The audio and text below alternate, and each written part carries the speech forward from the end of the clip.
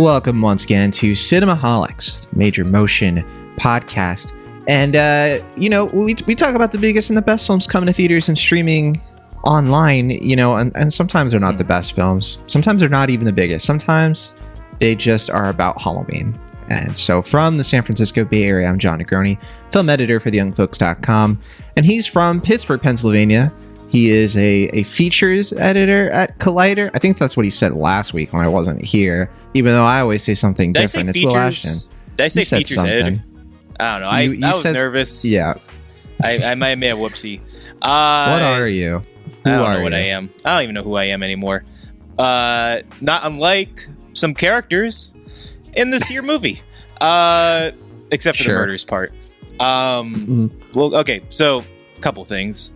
For one, this is a pretty big film. I don't know why you're acting like this is some minor film. Halloween Ends? Isn't this like people stopped caring, didn't they? I don't know. I mean, that last one made like 50 million opening weekend, even though it was a day-to-date. It's pretty big. I mean, that's probably bigger than most movies we've talked about since probably the summer. I guess so. I just don't understand. Like, I feel like we got it. Sure. Like, creatively, I mean, that's a whole other discussion. I just mean, in terms of popularity, in terms of cultural significance, I feel like this is a pretty notable film. Like, I think people are actually going to go out to the movies or fire up the old Peacock Premium if they even have that. I know. I'm just. It's weird for me to say it, I guess, because like it was. Halloween's always been like one of my favorite horror franchises, but really before all this, like before we had to go down all this stuff with David Gordon Green and and Danny McBride and all that. So anyway, and then the other thing I was going to point out, I know we're limited for time, but I have to say I was expecting you to do the parody at the beginning of this for the radio thing.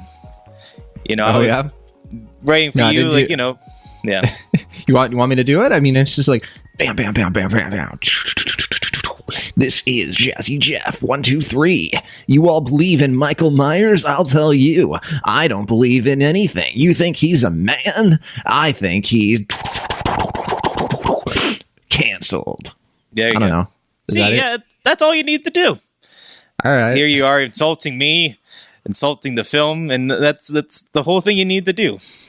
Well, you know what? Speaking of insults and cancellations and strife and animosity, I know for sure that before we can get into our serious and deep-browed review of Halloween Ends, sequel to Halloween Kills, and the 13th installment in the Halloween franchise for some reason, we do have to address something that I know the listeners, I know they came here to hear about, because there's a huge contingent of our audience, probably in the hundreds of thousands, who, they were like, I don't really care about Halloween Ends, but I need to find out where John and Will are, as friends and creative partners, because this is, of course, the first week marking the opening shots of the Pizza Wars. God, you're gonna bring the Pizza Wars into this? Well, John, it would be irresponsible not to. I mean, John, come on, man. Like, we're already limited on time. You're going to bring the Pizza Wars into this? Oh, goodness gracious. Now, there's possibly a few listeners, handful, 3, maybe 4, who don't know what we're talking about here, which is essentially, I went to Will the other day and I was like, hey, Will, you know what pizza chain I really like? And he was just like, yeah. There's only one that's worth any salt. No, that's not it at all. I don't even remember how this started, but okay. So somehow you mentioned Domino's, and I was saying they needed Domino's the press pizza after being the worst pizza chain out there, and you were like, "Whoa! Domino's is good." And I was like, what are you talking about? He's like, I actually think Domino's is the best of the pizza chains. And I'm like, that's a fairly ridiculous thing to say. Look, what I said was, I don't think any of the national pizza chains are very good at all. But sure, I think Domino's is the most decent. That I think is false. I mean, we were arguing between, obviously there's a ton of pizza chains. We're not going to litigate this to, a nationwide thing as far as like different state or citywide pizza chains, but the big four, Pizza Hut, Papa John's, Little Caesars, Domino's. I would say I put Pizza Hut number 1. You're saying that's blasphemous. That's nostalgia coming into that. I didn't say it's blasphemous. In fact, I put Pizza Hut at number 2. I think that but it's by a decent margin. You're the one who's like, it's blasphemous to think that Domino's is like a functioning FDA approved business. Okay, so Domino's, bad crust, lukewarm dough. Good crust. Too many. They hide their taste, or the lack of taste, with extra salts, which dilute what is supposed to be appealing about a pizza. And they have had PR problems for years, and to the point where they've had Pizza Hut. Well, Pizza Hut at least had. Look, I'm not going to say Pizza Hut of today is the Pizza Hut of the 90s or even the 2000s, where they would have booths where you could sit down as a family, as a nuclear unit, and enjoy pizza buffets and personal pan pizzas that you got for reading books, literary works. You have to go to California Pizza Kitchen, like some kind of 40-year-old dad. I guess so, but I still think Pizza Hut is above and beyond better than Domino's, and I am fine if this has to be a listener wide thing. Listeners have to get into the pizza war. That's why I'm bringing it in. We did a Twitter poll. We have individually polled our friends and family, loved ones, even our enemies. And so far, I feel like, there are a lot of people in your circles who are like, it's all about the Hut. Don't try to out Pizza the Hut is what your friends say. Yeah. My friends in my bubble, my corner of polarized politics is, the Domino's, like, that's it. Like, that's the pizza. Yeah. What are you talking about? Like, literally, you have said to me that you're like baffled by all this. Like, I am. People I've talked to are like baffled. They're just like, Pizza Hut, really? Like, they got the stuffed crust and that's about it. I mean, literally, if you had said any of them over Domino's, I'd be like, okay, fine, like whatever. Yeah, even if you had said, even if you had said Little Caesars, I've been surprised, but I'm like, okay, yeah, sure, whatever. Maybe you just really love even cheap Little pizza. Caesars. Come on. The only thing Little Caesars got going on is that crazy bread. Pizza. I feel like you've been eating too much of it. I haven't had that much Little Caesars in my life. I actually, I think this year was the first time I'd had Little Caesars in probably over a decade because of. So what did you eat at sleepovers? At sleepovers? Yeah, that's all it was about. Was a Little Caesars. Legit, probably Pizza Hut. My gosh, yeah, you lived in like the bougie, Bougie. I know Pittsburgh is known for its gleaming hills and mansions, but Pizza Hut's a family joint. I guess so. I mean, I think the bougiest of these would probably be Papa John's. Yeah, and that's not saying it's bougie. It's just kind of, people went a little extra with the Papa John's. I don't even hate Papa John's that much. It's just that pizza just. Compared to Domino's and Pizza Hut, it's just like I always felt like bloated. I was like, God, I need to like go for like a run or something and work this off. I don't know. I mean, I feel like I've been way more internally distressed by Domino's in my years. Nonsense. I feel like you said the last time you had Domino's was like a couple months ago. Yeah, probably in August. See, I don't get it. To me, like Pizza Hut, the cheese and the sauce just aren't it. Like, to me, it's like the ratios aren't right. The only thing that's like is unique about their pizza to me is the crust. But like the crust is kind of one note to me too. I get sick of it pretty fast. The Domino's, I like all three of the major ingredients. I think the cheese could be way better. It's not the best, but like the crust on Domino's, like that garlic crust, that tomato sauce. I mean, that's it.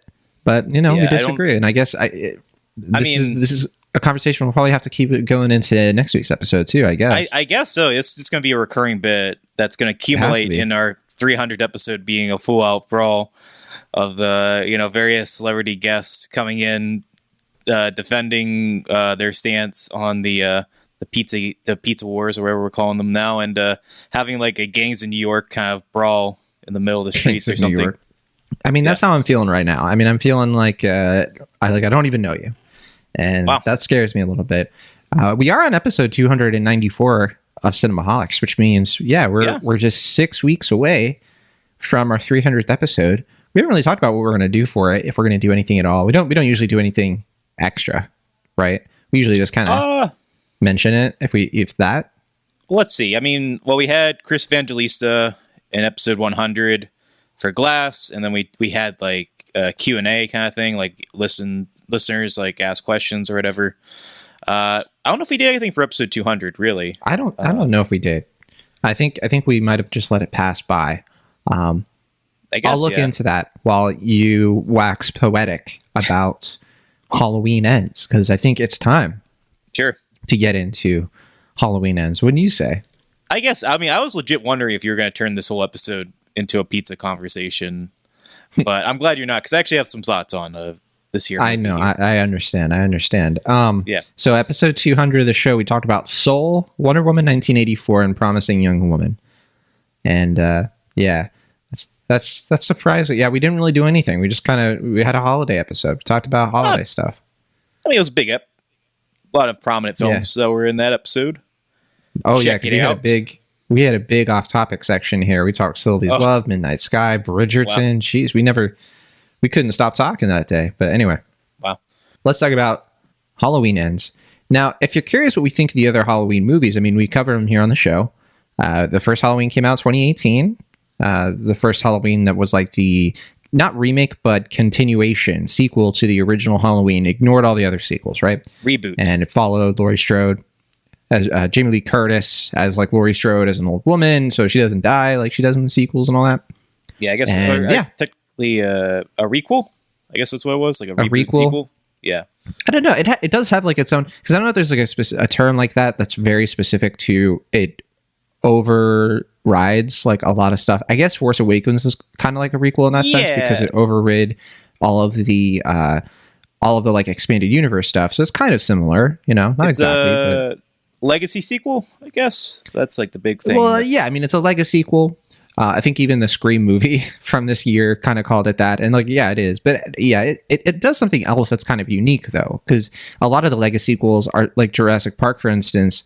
Although I guess that one, it didn't override the sequels, but it did just kind of ignore them. But this one didn't just ignore them. It literally like wrote them out of canon, right?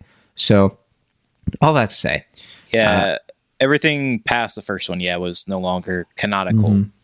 Well, I mean, the canon for Halloween was so bizarre at that point anyway. That it's not, I mean, to say that like Halloween 2 wasn't canon was just kind of like, okay, I mean, that wasn't really canon for a while. Like, didn't like H2O kind of decanonize? Yeah. I forget actually. Or were Laurie and Michael brother and sister in H2O? I can't even remember anymore. I don't remember if they were brother. I think they were. I think Halloween 2018 was the first one to be like, actually, never mind on that, because they kept going with that through the Rob Zombie movies, those remakes. But yeah, Halloween 2 is where it's like, oh yeah, Laurie Strode is his little sister that you didn't see and didn't know about. But Halloween 2018 kind of was like, no, forget that. Let's just go back to basics. John Carpenter's first Halloween, one of the prototypical slashers, one of the first, certainly one of the most like the early big success stories in terms of like slasher cinema in the 1970s. And at least like teen slasher is something that the first Halloween really helped build as like a concept. But anyway, it's been a long time since 1978. It's been a long time since 2018, because it was years later, like 3 years later, that we got Halloween Kills, which was set the same night as the first Halloween. And I don't remember hating Halloween Kills. I remember it just being kind of like, all right, sure. I thought it was weird that they just kept it that same night. It felt a little bit like it didn't have like as good of a hook. Like, I think what was cool about the hook of the first Halloween requel was like, let's go back to Laurie Strode. Let's bring back Jamie Lee Curtis. It's a generational story. And then the second one, it was like, okay, we're going to do that kind of again, but not as good. The weird thing about these two sequels, Halloween, well, there are a lot of things weird about Halloween Kills and Halloween Ends, but one of the weirder things is that they try to like wipe like Halloween 2, the original Halloween 2, and everything from that point on like out of canon. Like, that's no longer legitimate, but they're also kind of trying to pay homage in a way, because like Halloween Kills is like somewhat a homage to Halloween 2 in that sense that like Halloween 2 also kind of picked up the same night. We also follow Laurie from the hospital. Michael's trying to like kill in that case he's like trying to kill Laurie in the hospital, but in this movie he's just basically trying to kill everybody, and then if he gets to Laurie, he gets to Laurie. But yeah, and then this one in a weirder sort of way is kind of trying to pay tribute to the kind of wacky Season of the Witch spirit, which I mean, yeah, I'm for that. I mean, Season Witch, I think, is probably the second best Halloween movie. no, What are you saying? No. Of course it is. What do you put of? What do you put at number 2? I respect Season of the Witch. Sure, I think it was a great attempt. I think it was a great idea to just be like, you know what? These Halloween movies should be more like an anthology. Yeah. But I think rewatching that movie every time, I try to love it, but my God, like that movie is a disaster. It's not a disaster. It's a fun disaster. I'll give it that, but it is just a not effective movie in my opinion. Legend. Tom Atkins stars in it. Yeah, it's a good time. There it is. He's probably a big Pizza Hut fan. No wonder you love it. Bring him on the show to talk about the Pizza Wars. Why not? Sure. But no, David Gordon Green's been doing these movies. And yeah, I mean, so what you're saying, I think like he has a clear reverence for them. And if you want to know what we think of David Gordon Green's filmography, I mean, we really covered it on the last episode, Halloween Kills. Like we really talked a lot about the different movies he's done, what we think of them. And, you know, I remember I brought up Pineapple Express and, you know, but for him in this like current era, I'm glad that he's kind of finishing this Halloween stuff. Like, do you think it's over without giving anything away? I mean, it's got to be, right? Like they got to take a break. It's just like this movie takes place like 4 years later, even though we got the last movie a year ago, and then just yeah. Was it 4 years? I mean, I thought. Well, we pick up at 2019, then I guess like a year later in the movie they say that they say that it's the voiceover narration says it's been 4 years since that night. Yeah, okay, yeah, you're right. But yeah, I mean the funny thing about this film, as if we're talking about David Gordon Green's filmography, is that this weirdly fits more in line with kind of his first like 4 films, like in terms of like George Washington, All the Real Girls, Undertow, and like Snow Angels, having, you know, a focus on a sort of like broken character in a broken town, trying to kind of reconcile with like their like who they are, trying to figure out like can they kind of be someone outside of who they grew up to be, you know, kind of dealing with that nature versus nurture sort of thing again. Certainly, like with Snow Angels, it does kind of weirdly feel like a leap from that kind of era of Green's filmography. But I mean, I think what's throwing some people off about this movie is that it takes some big swings in the film that they would least expect them to take those big swings. Like you kind of expect Halloween Ends to play it safe in a way. Like you expect, okay, all the stakes are laid out. You know, the chips are on the table. Now it's time for Michael and Laurie to dish it out. You know, it's been years in the making. They're just going to kind of have like a big brawl. And that's like how the trailers were promoting the movie and all this stuff. And instead we get something a little bit more, I guess, contemplative, but also something kind of silly and something kind of supernatural and kind of like, you know, almost sort of like a parasocial kind of thing too, with like your characters sort of dealing more like with a psychological slasher. Right. Yeah. And it's like, I don't know. I mean, I can definitely see why it's turning some people off. I think of all the 3 films, this is the one that intrigues me the most. I'm not saying it's the best of the 3, but I think it's the one, maybe because my expectations were lowered, or maybe because I kind of just expected something kind of basic and kind of short focus, that this one actually kind of surprised me in what it was trying to do. But yeah, I don't know. It's one I've been mulling about in a way that I wasn't expecting. I'll be honest. I still don't know how I fully feel about it, because I think I was in the same boat as you. My expectations were rock bottom for this. And, you know, I think you saw it in the theater, right? I saw it on Peacock. And I saw it in Dolby.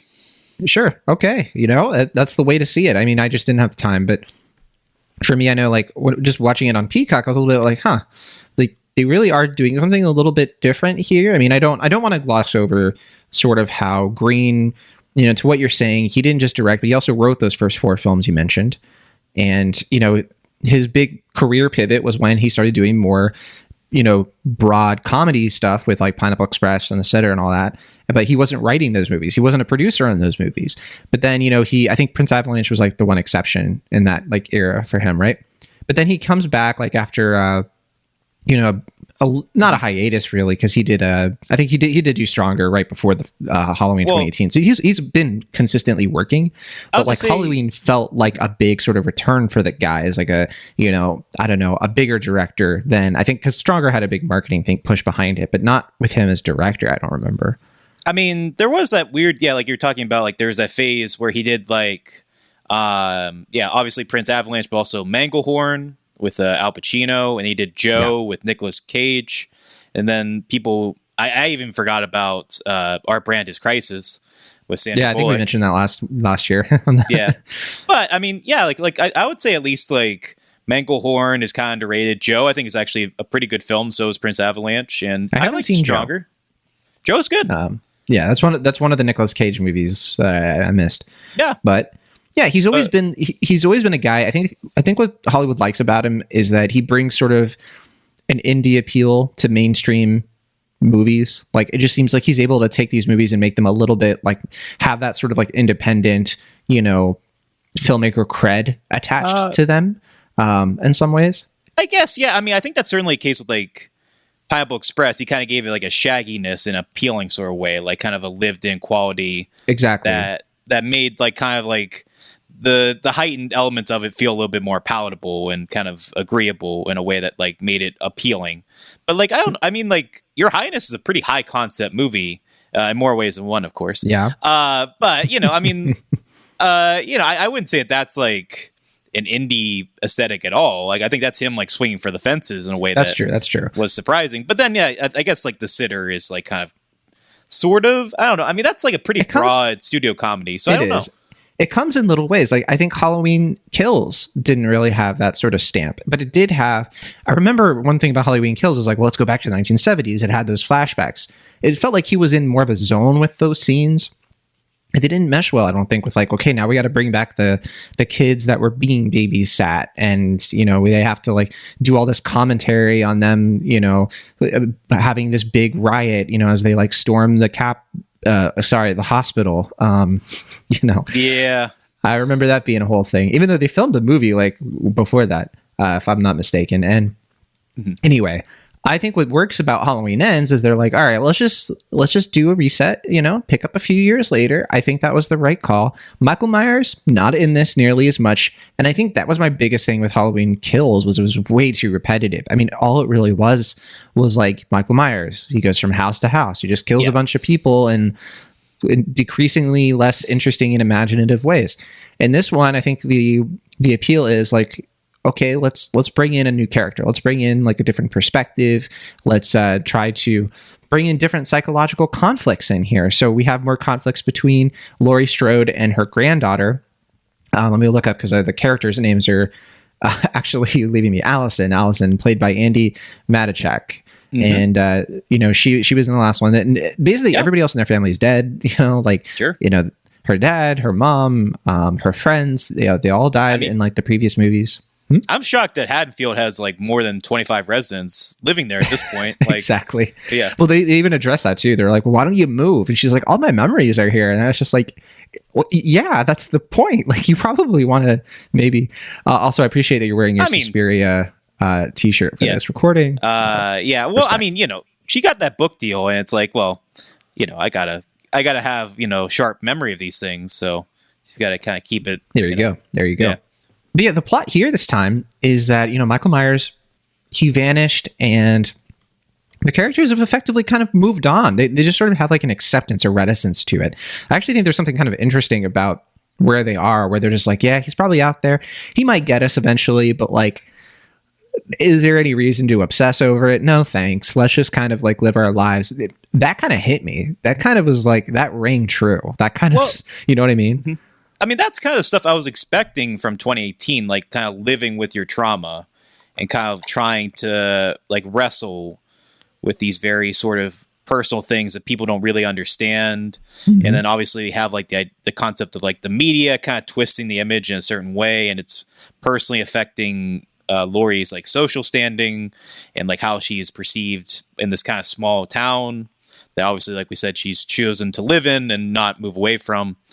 And I don't know, I mean, like, I feel like all these movies, all three of them have some pretty interesting ideas for the franchise. I think where I kind of push back is just like the execution kind of sometimes mars what I think are some, kind of thoughtful and intriguing ways to tackle this, long-standing franchise. And like, I mean, as a trilogy, they're all sort of different movies, even though they have like 3 or 4 core returning characters. Like they're all tonally kind of weirdly kind of in the vein of like these new Star Wars movies. Like they're not really cohesive as a trilogy. They kind of feel like they're kind of combating each other in some ways. But the difference is that they all had these movies all have the same filmmaker. Yeah, so I mean that's what's fascinating is that they all have the same filmmaker, but they all kind of seem like they're trying to be different things with the same kind of core characters. And I don't know, it's kind of fascinating in terms of like reflecting on them, but like I just kind of wish they were better at what they were trying to do, to put it more bluntly.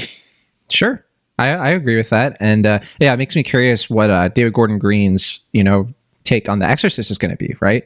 Because I wonder, is that going to be kind of a similar, departure? I know he co-wrote that one, but yeah. So in terms of this movie, I mean, I think where I struggle with it, the basic setup is that we kind of have this new character come in, really good, really effective cold open, I think, where we have Rohan Campbell, who we saw him in stuff like Stranger Things, I think like the 3rd season, and he was in that Hardy Boys adaptation. I didn't watch it, but he played one of the Hardy Boys. But he's been in a few things. Like he's kind of a little recognizable at this point. But he plays this like babysitter who is like sort of cast as like he becomes like an outcast in Haddonfield, which is not great. And years come by, and we kind of follow him as this like kind of down on his luck, very kind of like sad sack character. And the movie kind of whips up this really bizarre and hasty and awkward and kind of off-putting and almost a charming way romance between him and Allison, where I'm watching it and I'm just like, this clearly isn't like I'm not supposed to be taking this seriously, right? Like these two characters, like it's weird. Like, and I had my finger on it. And it felt like something where they were sort of like, well, what if, instead of Michael Myers, like in one night just killing a bunch of people, it was more about this guy's psychological breakdown. And eventually at a point I messaged you, I was watching it, I was just like, this is, I think, Raylo fan fiction, isn't it? This is like, I fell in love with the villain. This is sort of like, what if you fell in love? Like, someone even says it at one point. It's like, what if you fall in love with Michael Myers? I don't think I like that. I don't think it works. But what do you to say? Well, I was going to say, I mean, it's pretty apparent that they're trying to pay homage to Wong Kar-wai's Fallen Angels, especially like all the motorcycle shots and stuff like that. Sure. And I think that's like the catalyst here is it's kind of like looking at these two characters, and even Laurie to some extent, like the idea of people who have been defined not only personally but in their social standings by these horrible things that have happened, and like how do they go from there? Like, can they kind of take authority on their story, and can they really be the best version of themselves when everyone expects them and sees them to be one thing? And then in the case of like Michael Myers, like, is Michael Myers the man or is he the mask in this case? Like, is he someone who obviously, like, I mean, as we see Michael before, he's been the pure embodiment of evil. Like, we've really not known much about who Michael is and how he's been defined. And something that I find kind of interesting about Rob Zombie's remake is that he kind of wants to explore more about like, well, what made Michael Michael? And I think some people have pushed back against that. It's like, that's not what they want, or they think that's sacrilegious to like what the franchise is. But I don't know. I find that stuff to be sort of interesting, and especially like in this kind of true crime era, and like exploring like people like, well, what makes them who they are? Like, what makes them do these heinous and horrible things? I don't know. I find that interesting with Corey's character, but it seems like that's kind of the divide as far as like fan reactions, which have been pretty divisive, in that some people really seem to be against this movie, and some people are kind of walking out of it surprisingly kind of for it. I think it kind of comes down to where you stand on Corey as a character.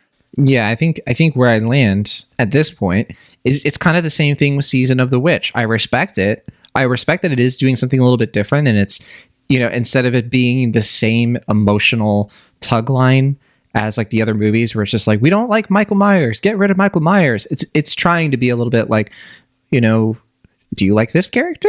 Is he bad though? Should you, can we fix him? And the trauma that like sort of bleeds out into him and to everybody else. But I think for me, that's an execution thing. I think It has like a promising first start, which is some like clumsy missteps. I think you really got to nail the romance, and the romance to me is not believable. It's really weird. I guess that's what they wanted because they don't want it to be like they don't want it to be a nice romance. It's Haddonfield. This is probably how it is all the time. But I don't know. I just think this movie just has the edges are just a little bit too rough. I think that it's just a little bit too awkward, and I couldn't get sucked in. And it's not the same sort of like I haven't been able to get sucked into any of these movies. Every time I'm watching, it's just like I know that I'm watching a Halloween movie the entire time. I'm never swept up in it. I'm not scared. Like I'm not, the atmosphere of it's not working on me. I'm not sort of like feeling all chilly. Like, oh no, is Michael Myers going to get me? Boogeyman stuff. And so if it can't do that, okay, then at least get me to, like you're saying, be a little bit more contemplative, like think about this stuff, maybe be a little bit more creeped out on an intellectual level. And not doing that either. Like, it's just, I don't know. By the time I got to the end, I was like, okay, sure. Yes. Sure. I do agree as far as the ending. I'm kind of like, and then it should be like this big triumphant, like, yes moment. And I'm kind of just like, yeah, sure. Fine. Like, it doesn't build very well because by the time we get to the ending, I literally was just like, "Oh, is this the third act?" And then like I literally tapped to see how much time. I was like, "Oh yeah, okay, yeah, this is the end." Like that's really like what it felt like watching. It did not feel like everything was building up to this, and so it's kind of like a double-edged sword of trying to rejig like what the movie is like or what the main conflict is. Is it Michael and Laurie, or is it this dude Corey and Allison? I don't know. Do they really connect? Nah, I guess a little bit. Yeah. I mean, one question I had after the film, and I wanted to ask you about this, is do you think, as a trilogy, do you think this would have worked better if they had switched, broadly speaking, kind of the order between Halloween Ends and Halloween Kills? Like, the event of Halloween Ends is actually kind of more in the middle chapter, and then they kind of have, like, the events that happen in Halloween Ends or Halloween Kills in Halloween Ends. I was thinking, but a little different. I was thinking like you don't do Halloween Kills at all, and this felt like a better sequel to the 2018 movie, right? Whereas like in that movie, like instead of I agree, like if a mom dies in Halloween 2018 instead of Halloween Kills, or you just sort of like combine maybe the main plot points of those two movies instead of dragging it out to two movies and then go to this, to me it would have felt like a natural continuation.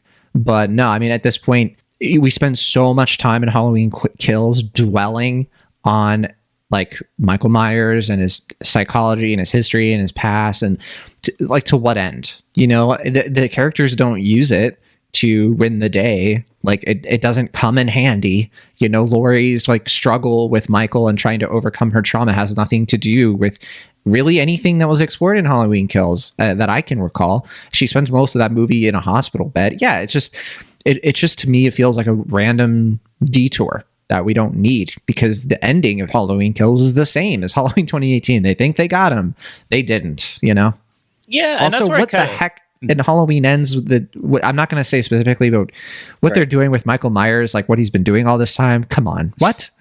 This is ridiculous. I don't know. But I do kind of wonder, like, if this is like a push back between what Gordon Green and company want to do and what Universal and Blumhouse expects the film to be, and subsequently like what audience want from this franchise. Because it does seem like, as we were kind of alluding to, David Gordon Green seems to be more interested in the idea as like Haddonfield as this sort of like dysfunctional city that's been permanently kind of scarred and eroded from these horrific events that happened 40 years ago. Yeah, people don't act like normal human beings in this town. Everybody knows all the true crime, gossip. Like this poor Corey kid can't walk around without people being like, "Oh, you're that guy from who did this specific thing." Everybody knows about it, and it kind of makes sense within the rules of this town, but it is still weird. Yeah, because I think I even said this in our original Halloween review. Like, I think it would have made more sense if they had just named this franchise, this like new series of films, like Haddonfield. Like Haddonfield is the focus rather than just like Halloween itself and Michael Myers. Haddonfield is like a character, right? Well, yeah. Yeah, if you want to quote what was that movie, They Came Together. But yeah, I mean, I think that's the stuff that I find most intriguing. I think that's the stuff that Gordon Green's most interested in as far as making these films. I guess the problem for me in that approach is that I find most of the characters in Haddonfield to be that's what I was about to say. Like, as soon as you said that, I was like, well, hold on. Right. It's like, we got to talk about those bully characters where they just really feel like comedy sketches. You know, like literally, like we're playing Dungeons and Dragons with like Gen Z kids. It's like, here's your character sheet. You're the jock who is mean. Like, okay. I mean, the joke I made to you is that like they watch TikTok videos and just are like, oh, okay, so this is like what Gen Z is like now. Like they just kind of put them all together, like in a way that like a marketing, like a Sears commercial is just like, this is what teens look like today. This is like if we were watching The Boys, like this is kind of like how they would sort of put together like a focus group or something, I guess so, of like teenagers. But I mean, I think that's also kind of fascinating to me. That, like the bullies aren't like what they would be today wouldn't be, I guess, in this movie's view, like what they would have been 40 years ago. It's not like the jock and the, you know, like the hot babe or whatever. It's just like, you know, some band dweeb and like his miscellaneous friends. But what rings untrue about it, but what rings untrue is that like the identity of them is certainly updated, but their personalities are still 80s movie archetypes. Confusing. So it's so weird. It's like, you can't just update one thing and leave the other thing. And I mean, that's, I think, kind of the central problem I've had with all of these movies, though, is that it kind of feels like they're like a mishmash of different things. Like, it's like they're trying to expand the franchise, but also kind of continue the legacy and kind of make a, you know, stereotypical kind of Halloween movie, but also trying to do something a little bit more thoughtful and in-depth. And it seems like they're either like prevented from doing something more sort of idiosyncratic, or they're like, you know, just not really confident enough to like want to push that far. And I think this is the first one where it feels like they feel more confident doing something like that, which is, like I said, kind of strange because you would expect that to not be the case with a third installment. You expect like that's the one where they kind of play it safe. Like the middle segment's the one where they kind of play into like, you know, maybe them trying to do something that's a little bit more in their interest and kind of get out of their system. But, I mean, it's just so funny to me, though, because he's like, you know, he's a big dude, and he's like, what, in his mid-20s. Corey? And like, Corey. And these, like, dweeby, like, high school losers are able to, like, push him around and stuff. And I'm just like, I don't know. I feel like the movie needs to do a better job of explaining, like, why he's not, like, able to just shrug them off, I guess. Because, like, they're not intimidating at all. Like, even the main jock guy, he's just kind of like a skinny 16-year-old looking dude. But, like, they're like literally like, you know, pushing him down to the ground. And like, this is Rohan Campbell. Like, he could easily like deck them. What are we doing here? Yeah, it's funny though. At least it's like a funny visual. I mean, do you think Corey was supposed to be like a high schooler initially, but then like they wanted to have the romance with him and Laurie's granddaughter, and like, well, we can't like we've already set up that her granddaughter's like in her 20s, so we can't just like have her dating like a high schooler. That'd be weird. So it would have worked a lot better if like the bullies had been around his age, you know, and they had been a little bit more of like you mean closer like, to like him, like these like burnouts who like townies like that to me would be more interesting. But you know, I'll give, you know what, I want to give the movie a little bit of praise here though. One thing that I do like about it is that I do think the atmosphere is a bit better. There are moments in it where I'm a little bit more of like, it's off-putting in an effective way. I think Allison is the most interesting she's been in these movies for me. I think like the first two, every time she's on screen, I thought she was just a bit of a blank slate. Like I didn't really get sort of her deal. Like she just wasn't that interesting of a final girl. And she was always in Laurie Strode's shadow, you know? In this movie, I feel like I think because they allow these characters to have like an interesting and relevant conflict that makes sense and is understandable, and that she's a bit older, I feel like she just kind of comes into her own a little bit in this. Like the way she reacts to things, like she's a little, I mean, she does dumb stuff in this movie. Don't get me wrong, but I don't know, in ways that I thought were kind of interesting at least. So I thought this was a better movie for her at least, you know? Yeah, I mean, something I agree with you about the atmosphere as well as, you know, with Allison's character. But a thing I appreciated, at least, was that I feel like in the previous two movies, like in all these movies, I guess, the characters of Haddonfield, the side characters, have been incredibly annoying. And it's just like, you're just kind of waiting for them to die. And I feel like at least with like 2018, like you're supposed to like some of the characters, and I felt like it was just kind of like annoying where it's like, I don't care about any, just kill them off. I don't care. And then like they went overkill in more ways than one with the Halloween Kills, where it's just like, you know, everyone's just like a lamb to the slaughter to the point where, like you said, it gets kind of monotonous, where it's just like, okay. Like, I like that Michael in that movie is a sort of brute. Like, he is just pure, mean evil. But it's also, like, it gets kind of tedious if it's, like, their whole movie. Yeah, he looks bored at this point. You know, he's just like stab, stab, stab, you know, slice, slice, slice. Yeah. What's the point of it? Yeah. But this one, I think it's a good balance of, like, you know, you got, like, these a-hole people and they die in horrific ways, but you're kind of excited because it's like, yeah, like, they suck, and we've established enough that they suck, but you know they're going to get their comeuppance, and it's like they're going to get in these very brutal, over-the-top sort of ways, and yeah, in that respect, I wasn't disappointed. Sure. I know some people have been saying this is the best one of the trilogy, this new trilogy, and I don't agree, but I mean, not in a contentious way. It's just like, I could see people being like, yeah, I like this one more than the other two. I think that it's such like, for me, it's a coin toss. I don't know how I'll feel about this in maybe a year. I'll be like, yeah, you know what? If I was going to rewatch one, it would probably be this one. Maybe. Probably because I'm so sick of Michael Myers. I want to watch the one with the least amount of Michael Myers in it. But I don't know how other people will feel. I am curious if they'll ever come back to this franchise in the near future, like how they would do it. You know, I feel like they've cut up this franchise every which way. It's like, what else can you do? You've done the Rob Zombie sort of thing. You've done the more surreal anthology stuff. You've done H2O. You know, they've done so much with Michael Myers and all this. It's just like, where do you give it a rest? I hope. I'm glad that original horror has been doing pretty well. I mean, horror in general, this has been a really good year for horror. If you're a horror film or you're being released by Paramount, you have a good chance of being okay in this box office environment. But yeah, I mean, you know, we just talked about Smile a couple weeks ago, and I mean, it's doing super well. Yeah, people are responding well to original horror, like between that and like Black Phone. So I'm always going to be more interested in the original stuff, and maybe just leaving Halloween to sort of relax and rest, you know, go back into its little cave and don't come out for a while, please. With the sewer rats and all that. I will say, to answer your initial question, is this the end for Halloween, as the title suggests? I think for Jamie Lee Curtis, absolutely. I think for John Carpenter, pretty much creatively.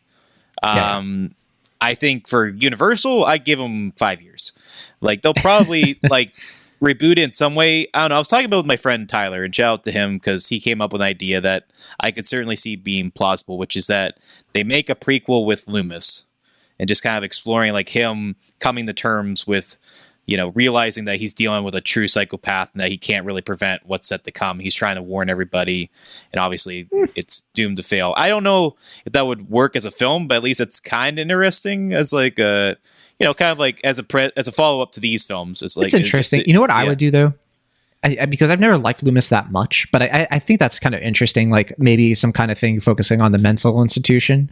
But I would do, like, let's say in 5 to 10 years, I would do a sort of series, and to what you were saying before, just call it Haddonfield.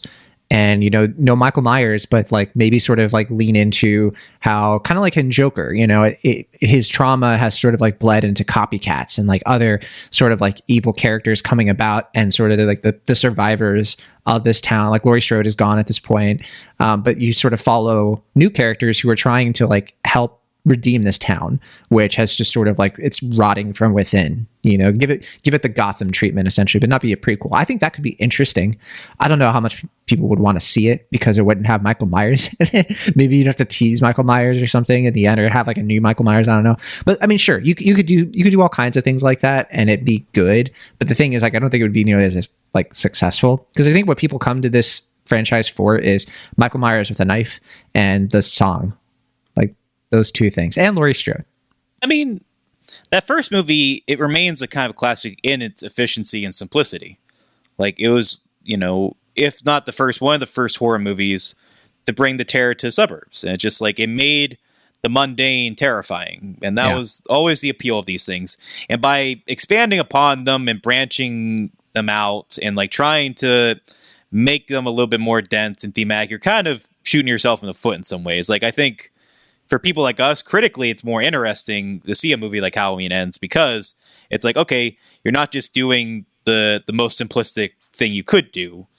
you're doing something a little bit more involved, something a little bit more true to the filmmaker's previous films. But at the same time, is that kind of, counterintuitive? Because, if this is supposed to be the last one, and you kind of want to bring it back home, to what made this franchise so effective, you would think they would kind of do something simplistic and kind of in-house like that original film. And yeah, I don't know, it's like this weird thing where it's like, I don't want like another remake of the original film, because like we've got that.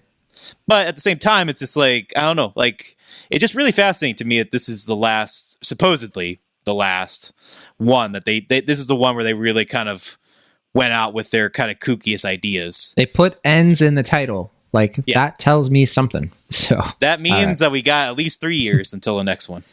All right. Well, Halloween Ends. It's not playing in theaters. You can also stream it on Peacock. I think if you're doing like the paid tier, you can watch it there. Premium, I believe it's called. I forget what it's called, but yeah, something like that. I think it's like, I think you have to do at least like the first tier paying. I think it's like $5 a month or something like that. Because I know they have an ad tier that's, I believe, free. I forget, but I was able to watch it, and I think I'm on the lowest tier. But anyway, It is doing well at the box office. It costs about $20 to $30 million to make. It is already grossed internationally almost $60 million as we record this on a Monday. So it is out now. Let's play the Rotten Tomatoes game.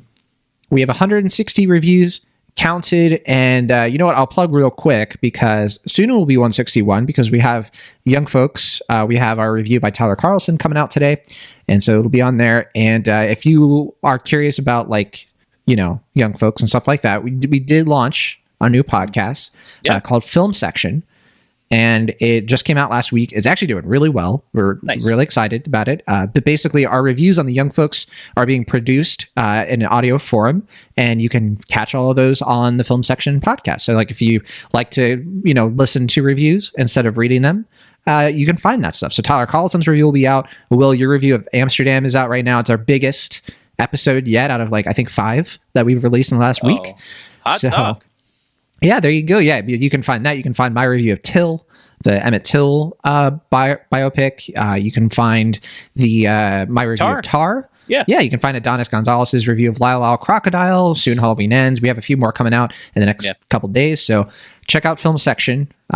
Very highly recommend that. Maybe we'll talk about more next week instead of at the bottom of the show. Mm-hmm. But very excited about that one. Did Tyler, without giving too much away, did he like the film? I haven't finished editing it. So I'll let you know offline. Yeah. I don't want to give it away too, but all right. So back to Halloween Ends. Rotten Tomatoes, 160 reviews counted. Well, I'm assuming you didn't get the score spoiled for you. Hope not.